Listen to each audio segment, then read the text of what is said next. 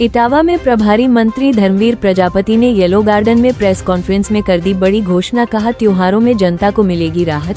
केंद्र सरकार ने बदले जीएसटी के नियम। 22 सितंबर की रात से लागू हुए नए बदलाव से मध्यम वर्ग को मिलेगा सीधा फायदा। नेक्स्ट जनरेशन जीएसटी से बढ़ेगी पारदर्शिता और रफ्तार दोनों। प्रधानमंत्री नरेंद्र मोदी के नेतृत्व में आत्मनिर्भर भारत अभियान को मिलेगी नई दिशा। मंत्री ने कहा, अब घर घर स्वदेशी ही हमारा संकल्प। जनता से किया आह्वान, स्वदेशी अपनाओ, देश को मजबूत बनाओ।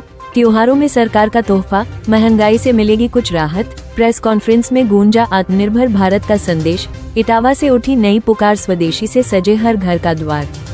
आवागमन रहता है, वहाँ फ्लैक्स लग जाए तो लोगों तक ये बात पहुँचे, लोग उसका लाभ उठाएं। पहले आप जीएसटी लेके आए, फिर ऐसी क्या आवश्यकता पड़ी जो आपने जीएसटी की स्लैब मतलब कम की है? देश की जनता जब वोट देती है, सरकार बनाती है, विधायक चुनती है, सांसद चुनती है, तब केंद्र में सरकार बनती है और प्रदेश में सरकार बनती है। तो सरकारों का दायित्व बनता है कि जो जनता वोट देकर सरकार बनाती है, उनके हित के लिए जब जब जो चीज़ें सामने आए उनको सरकार ध्यान रखे और उनको आगे बढ़ाए। मैं कह सकता हूँ कि ये आदरणीय प्रधानमंत्री जी ने बहुत बड़ा निर्णय लिया है। नवरात्रों के पहले दिन से ये शुरू हुआ है, ऐतिहासिक निर्णय है और आम जनता को बहुत राहत देने वाला है। तो वोट को देख के कम की गई है, ये क्या आपने बताया?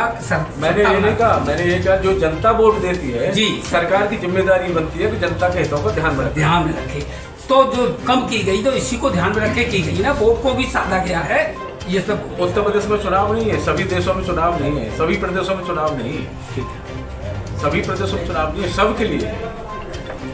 माननीय मंत्री जी, एक बहुत बड़ा तबका है भाजपा जिसको आगे बढ़ाने, नारी सशक्तिकरण का मामला। लेकिन ये देखने में आया है कि जो शराब है प्रदेश में, वो नारियों पर सबसे ज़्यादा जुल्म कर रही है, परिवार टूट रहे हैं। एक सर्वे के अनुसार लगभग 40 से 45% परिवार केवल शराब की वजह से बनती है। क्या गुजरात और बिहार की तर्ज पर सरकार प्रदेश में शराब पे पाबंदी लगाने की तरफ कुछ करेगी?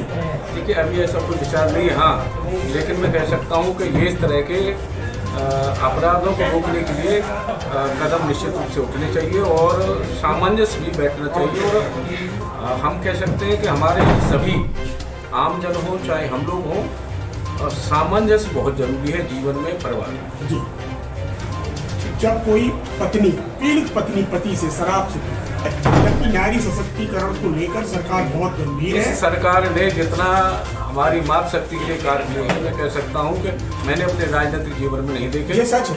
नारी उत्थान के लिए हम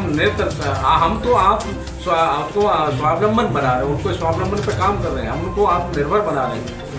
नहीं, ये सच है। ये महिलाओं का कहना है कि बीजेपी सरकार हमारे इतने कार्य कर रही है। का सामंजस्य का भी विषय है, हम सब लोग इस पर विचार करना चाहिए, सबको मिलकर के विचार करना।